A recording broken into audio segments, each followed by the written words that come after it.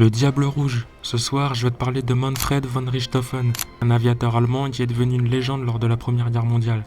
Il est né le 2 mai 1892 en Pologne, et sa famille fait partie de l'élite allemande. Il a toujours été intéressé par l'aviation, mais lorsque la Première Guerre mondiale éclate, il n'est pas pilote. À 22 ans, son rôle sera de faire des reconnaissances sur le front de l'Est et l'Ouest. En 1915, Manfred va rencontrer un célèbre aviateur allemand, Oswald Boelck, et fera tout pour rejoindre son unité, mais ça marchera. Il sera formé rapidement et fera ses premières opérations à bord de son Albatros, c'est son avion.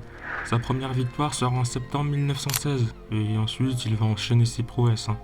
Hélas, un mois plus tard, leur capitaine, Oswald Boelck, va perdre la vie lors d'un accident. Pour lui rendre hommage, son unité sera rebaptisée par son nom. Concernant Manfred, il enchaînera plus de 21 victoires d'affilée et gagnera contre des pilotes légendaires comme George Hawker, un aviateur britannique.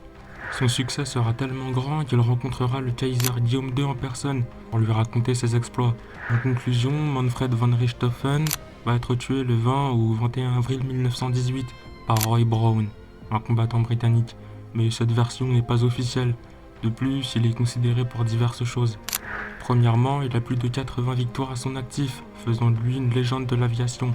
Deuxièmement, il a rendu son avion le triplane Fokker emblématique. Il l'a coloré en rouge pour inspirer la mort.